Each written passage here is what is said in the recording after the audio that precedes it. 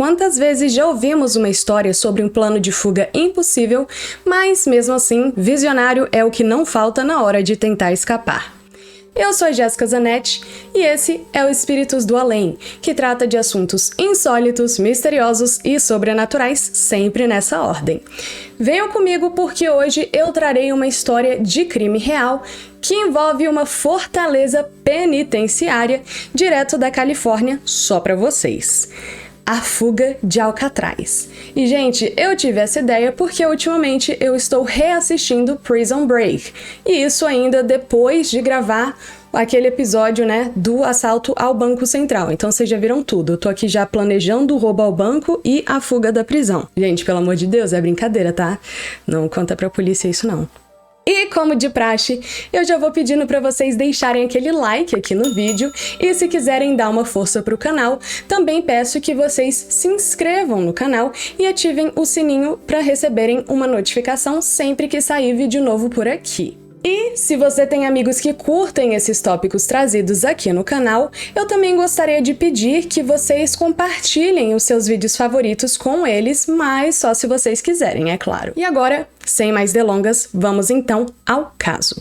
A prisão de Alcatraz está localizada na ilha de Alcatraz, que fica na Baía de São Francisco, na Califórnia. E a ilha em si foi descoberta em 1775 pelo explorador espanhol Juan de Ayala, que com sua frota foi o primeiro europeu a adentrar aquela área da Baía de São Francisco por via marítima, dando nome à ilha de Isla de Alcatraces, que vem do árabe e significa pelicanos, né? Eles então descobrem essa ilha, mas nada mais é documentado sobre seus habitantes até 1846, quando ainda sob domínio espanhol, e para quem não se lembra de Zorro, né, gente, a Califórnia foi comprada dos espanhóis pelos americanos em 1848, o governador mexicano Pío Pico, então em 1846, concede à ilha a Julian Workman, que era um amigo pessoal dele, que seria o responsável financeiramente pela construção de um farol ali. Só que antes que ele pudesse construir qualquer coisa na ilha, né, os Estados Unidos então compram a ilha em 1846 ainda, né,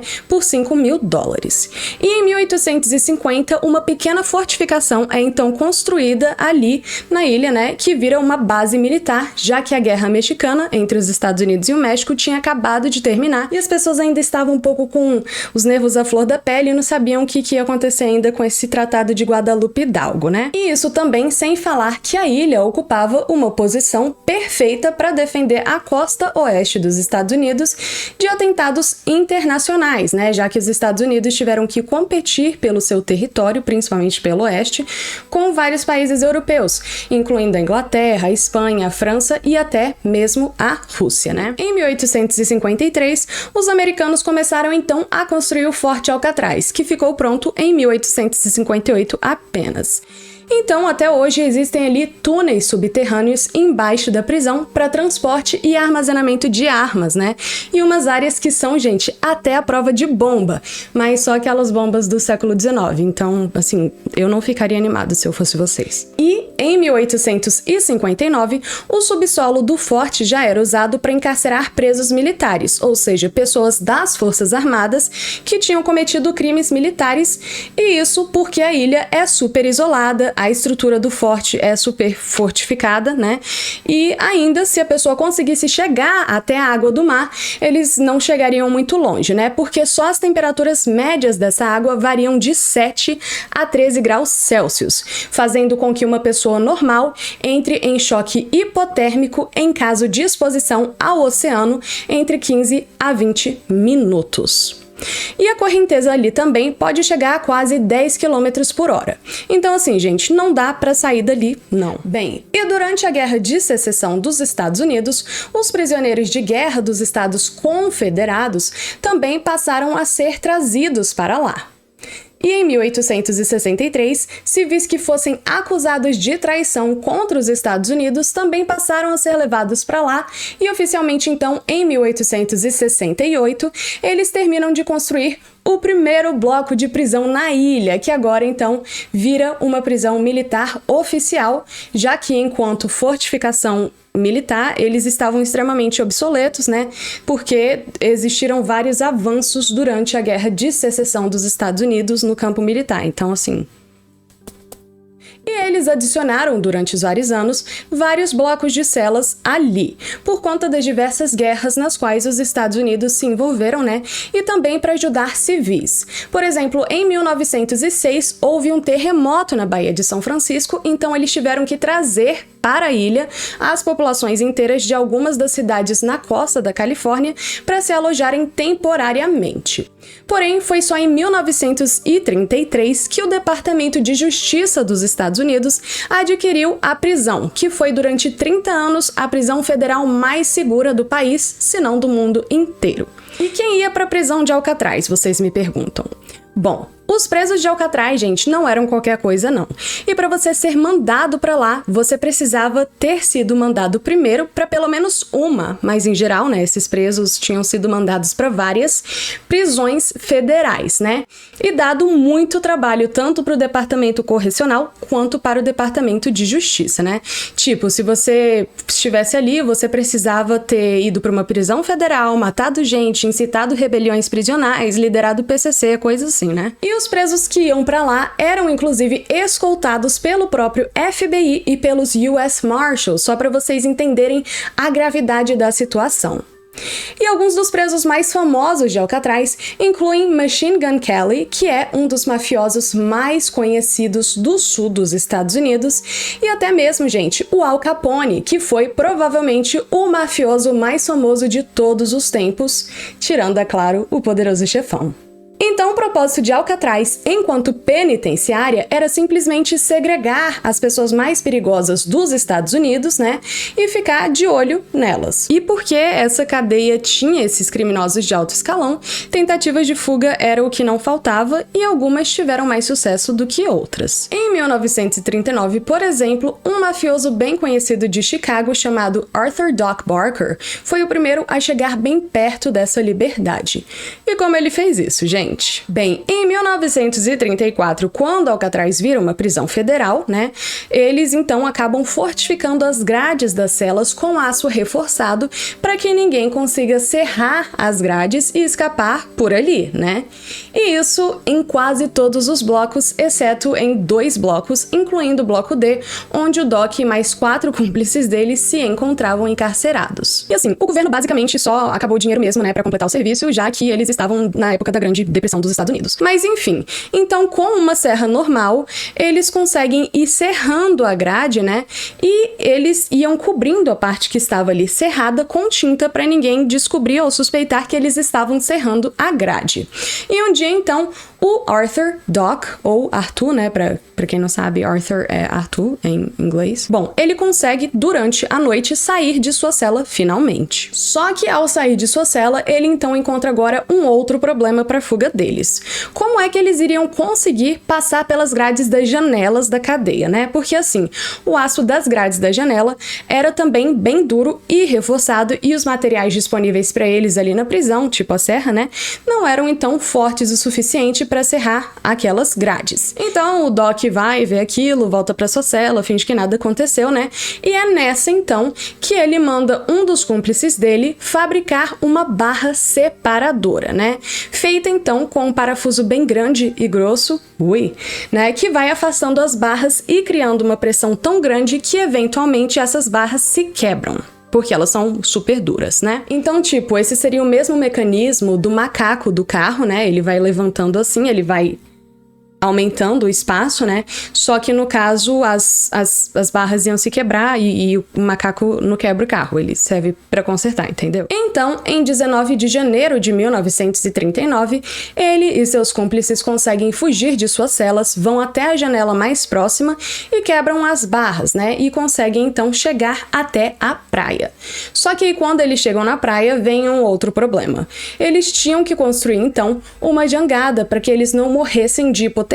E isso, né, porque além da água ser super gélida em Alcatraz, os banhos dos prisioneiros eram super quentes, justamente para que seus corpos não se acostumassem à temperatura da água do mar, para que eles desistissem da fuga, né? Mas enfim, então, eles tinham juntado um monte de madeira e estavam ali na praia construindo sua jangada.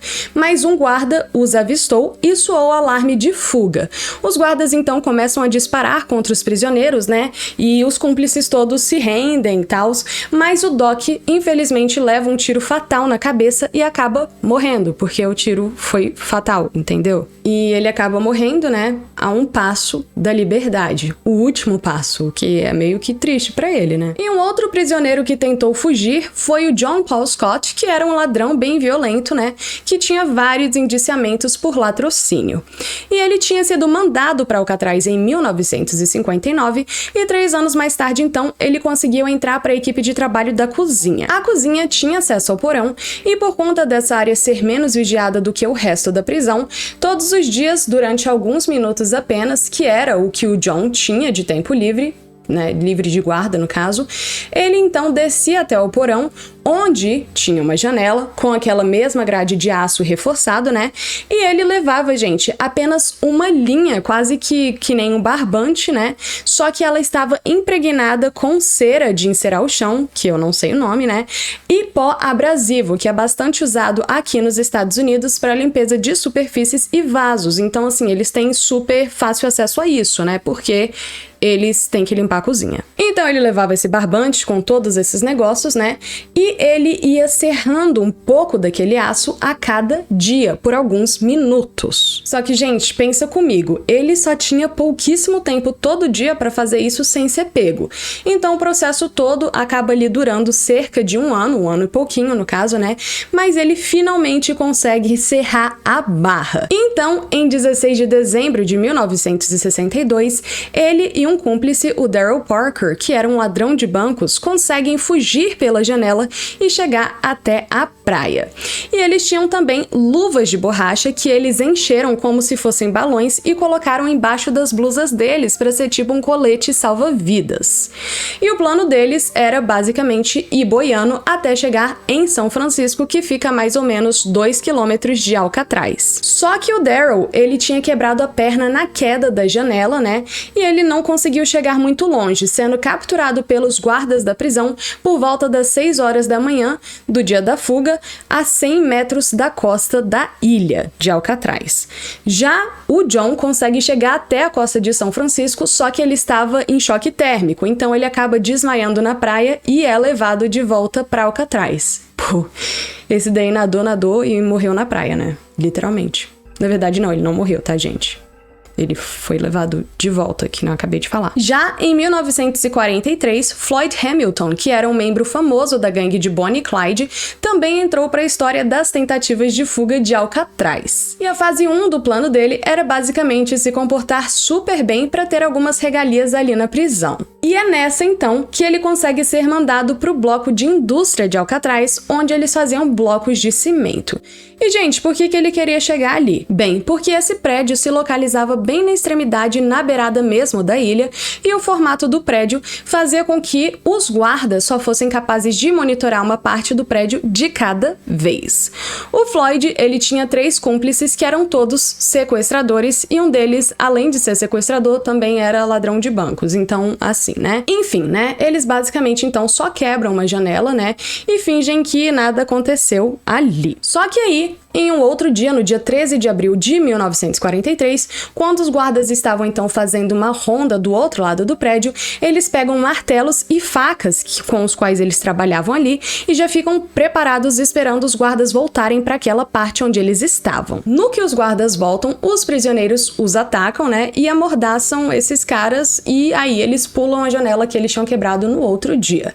E de novo, gente, eles conseguem chegar até a praia.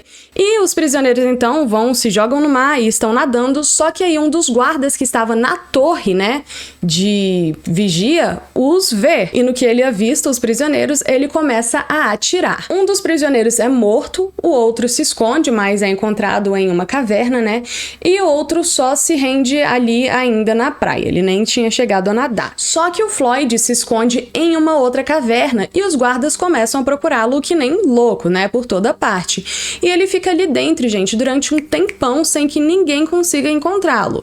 Só que ele não consegue sair da caverna em direção ao mar, porque a correnteza é super forte e violenta contra a entrada da caverna e a água é congelante. Então ele fica ali preso na água fria durante 3 dias, isso sem água e sem comida. E aí ele até tenta nadar no mar, mas ele realmente não consegue. Então ele acaba desistindo e volta para a parte da ilha em que os guardas estavam e se entrega. Então, como vocês podem ver, todo mundo meio que consegue chegar até a praia, né? Uns inclusive até chegam à praia de São Francisco, só que a água era basicamente o que impedia qualquer pessoa ali de fugir de Alcatraz. E é aí que um prisioneiro chamado John Giles, preso por roubo, latrocínio e tentativa de fuga, olha que pacote completo, né? Bom, ele decide que para você conseguir escapar dali, você tinha que achar uma outra forma que não se jogar no mar. E, gente, o plano dele demorou 10 anos para se concretizar. E a fase 1, assim como Lloyd, era se comportar super bem. Só que ele era tão bem quisto, né, pelos guardas, que ele foi levado para trabalhar nas docas. Só que ao invés dele trabalhar nas docas pegando peso, né, e tudo mais, ele trabalhava na limpeza das docas. E especificamente em uma área onde chegavam carregamentos de roupas de militares para serem lavadas, né? E aqui eles têm muito isso de uniforme de oficial público ser lavado pelos prisioneiros em prisões, né? Porque é bem mais barato. Então, como os guardas confiavam no John Giles, eles deixavam ele às vezes assim trabalhar sem ser monitorado, né? Porque o cara tava ali há 10 anos e nunca nada tinha acontecido, era um prisioneiro exemplar. Só que durante esses 10 anos, o que eles não sabiam era que o John estava juntando partes de uniformes de militar. Então ele abria aqui um saco, roubava uma calça aqui, escondia embaixo da blusa. Outro dia ele abria outro saco, pegava uma blusa, né? Coisas assim. Bom, então assim, ele foi durante esse tempo juntando um uniforme aqui a colar, né? Finalmente, no dia 31 de julho de 1945, aparece na ilha um barco militar que tinha ido até a prisão para uma visita dos militares, né? O que esporadicamente acontecia. O John então espera até o momento deles embarcarem e saírem da ilha, coloca o seu lindo uniforme e se junta ao resto dos militares como se ele fosse um deles. E está tudo finalmente dando certo. Só que o John achava que esse barco ia para São Francisco, o que fazia todo sentido. Só que na verdade, gente, o barco deu a volta e foi na direção oposta a uma outra ilha chamada Angel Island, onde havia uma base militar. E assim, né, ele já tava ali pensando, caraca, vou ter que virar militar, vou ter que fazer todo esse treinamento aqui, né, pra eles não descobrirem que eu sou um prisioneiro, né. E aí, enquanto ele tava lá no barco, indo em direção à ilha, Angel Island, os guardas de Alcatraz percebem que ele tinha fugido, e aí eles falam, pô, ele só pode ter ido no barco, né? Então eles já mandam lá uns guardas pra Angel Island, pra reaver o prisioneiro, né? Ou seja, quando o barco com os militares finalmente chega em Angel Island, os guardas já estão na ilha e vão ao encontro do John e o levam de volta pra Alcatraz, né? O cara já tava quase desistindo da fuga, né? Ele nem queria começar, demorou 10 anos pro cara começar. E ainda acontece um negócio desses. Esse daí foi pura má sorte, né, gente? Pô, eu fico com pena.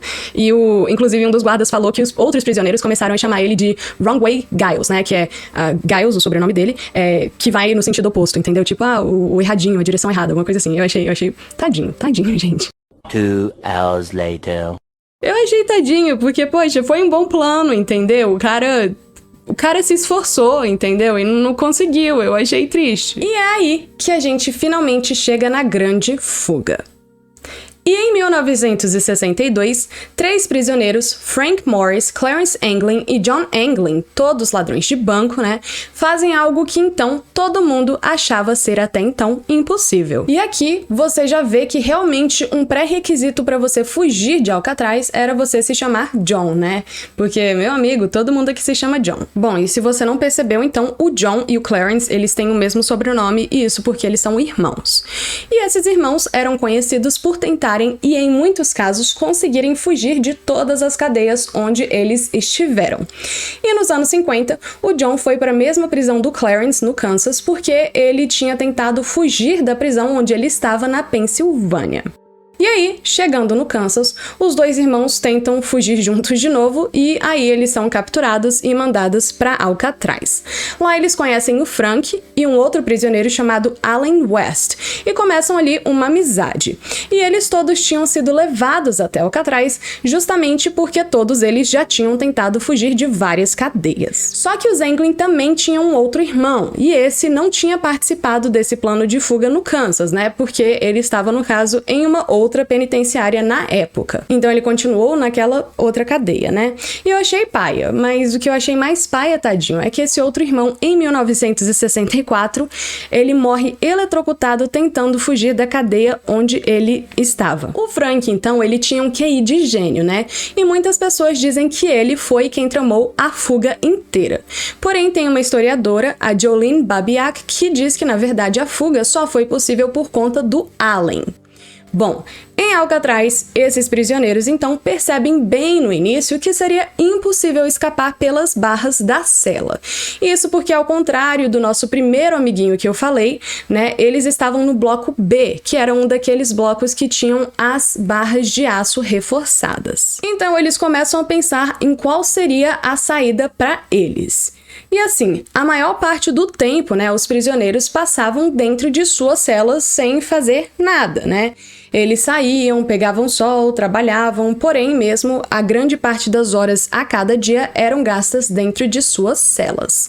E você realmente tem que ser o professor da Casa de Papel para você conseguir planejar uma fuga tão elaborada assim, gente. Porque veja bem, o Frank, então, ele percebeu que em todas as celas não tinha janela, né? Mas que em todas elas tinha um sistema de ventilação, porque senão também todo mundo ia morrer na prisão, né? Aí não dava. E ele viu que seria bem fácil quebrar o pouco de concreto que tinha na frente dessa grade de ventilação dentro da cela e chegar até o sistema de ventilação em si.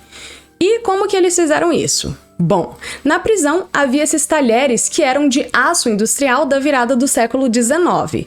Então, assim, o sistema carcerário, de novo, tentando conter os gastos, acabou dando as ferramentas nas mãos desses homens. E justamente porque era aço industrial, esses talheres eram super resistentes.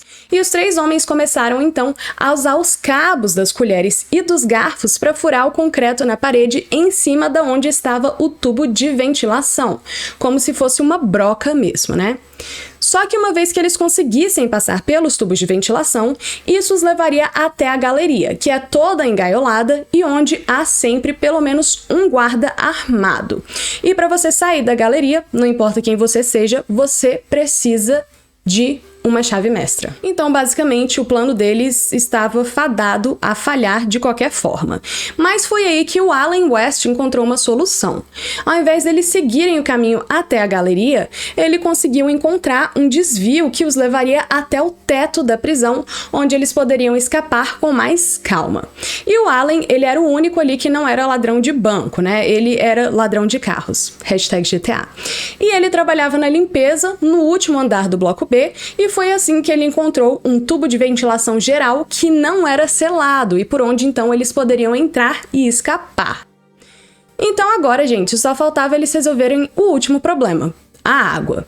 Eles então fizeram um bote salva-vidas de borracha, costurando várias capas de chuva juntas e passando cola em tudo como uma forma de selante contra a água, né?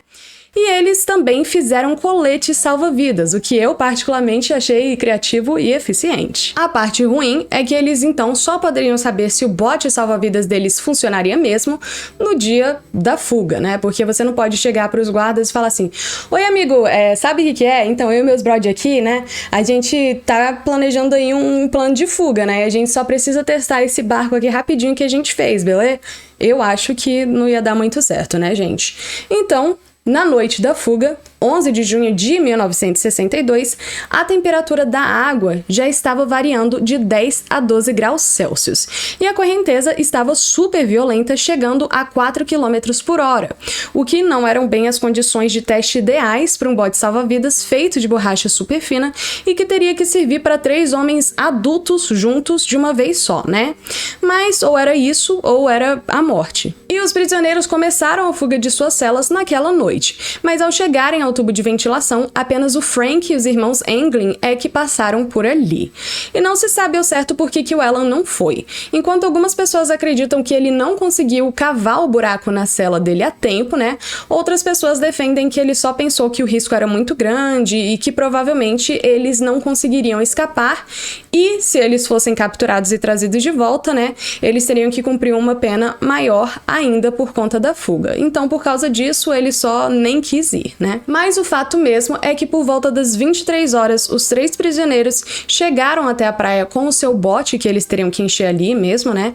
E o resto, ninguém sabe. Tchau, tchau. Beijo. Não, brincadeira, calma. Tá, calma. E isso, gente, porque, dadas as condições do mar naquela noite específica, vários experts acreditam que o barco teria sido puxado para o meio do mar e que eles teriam ficado presos ali durante horas, né, já que eles não tinham remos. E que depois de 1 ou 2 horas, eles então teriam morrido, né, de hipotermia. E os seus corpos, por conta que eles morreram, acabaram se afundando.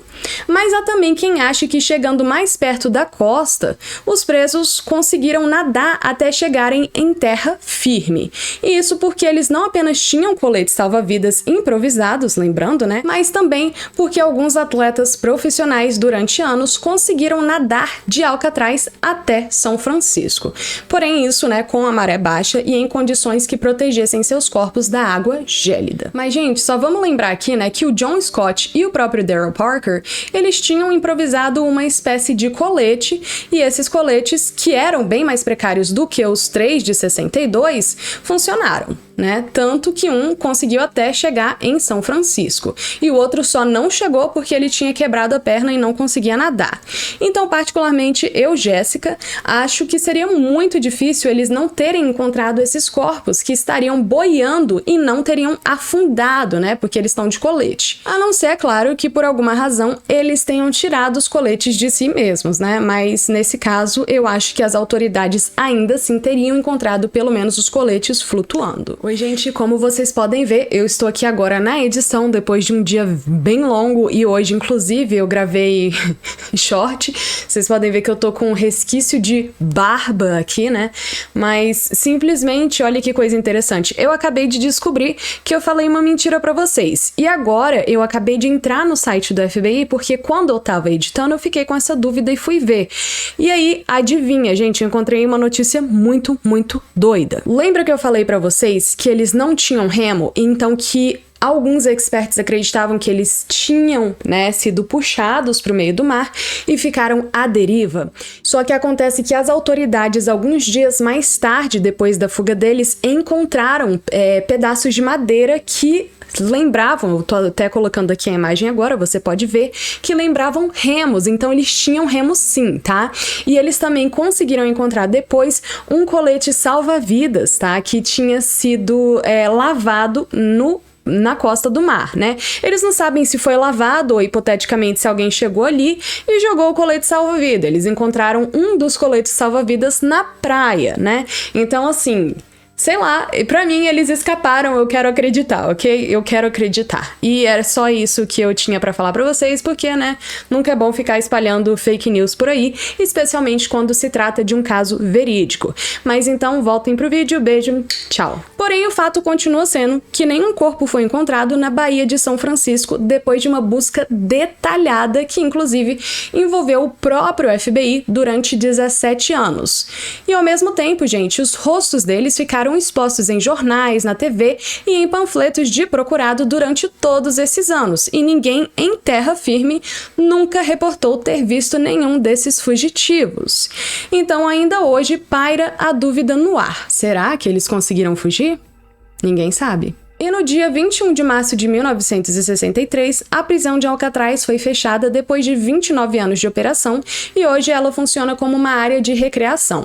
E você pode até mesmo ir visitar esse local histórico e cheio de causos para serem contados. Bom, claro que há relatos, inclusive uma carta enviada por alguém que diz ser o John, informando que o Clarence teria morrido em 2008. Mas, de novo, não tem nenhuma evidência que eles conseguiram fugir e também não tem nenhuma evidência que eles morreram morreram tentando fugir, deixando isso bem claro, né? É tipo, não dá pra você ser evangélico, mas também não dá pra você ser ateu, você é agnóstico, porque você não sabe, entendeu? Mas enfim, né? Então não tem nenhuma evidência e ninguém sabe ao certo o que aconteceu com esses prisioneiros. Mas eu gostaria de concluir este relato com o depoimento de um ex-prisioneiro de Alcatraz chamado Darwin Kuhn, ou Darwin Kuhn, que diz que ele sim acredita que os 3 conseguiram escapar.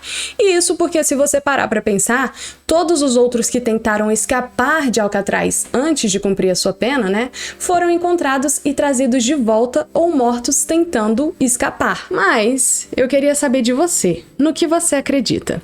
Deixa aí nos comentários abaixo, lembrando sempre que se você tiver algum relato sobrenatural ou de lenda urbana da sua cidade ou região que gostaria de compartilhar, vocês podem enviar um e-mail para mim em espiritosdoalempodcast@gmail.com ou por meio de uma direct no Instagram em @espiritosdoalempodcast e ter sua história ou lenda contadas aqui. E eu já vou pedir de novo para você deixar aquele like aqui no vídeo se você está me assistindo até aqui, para ajudar nosso canal a crescer.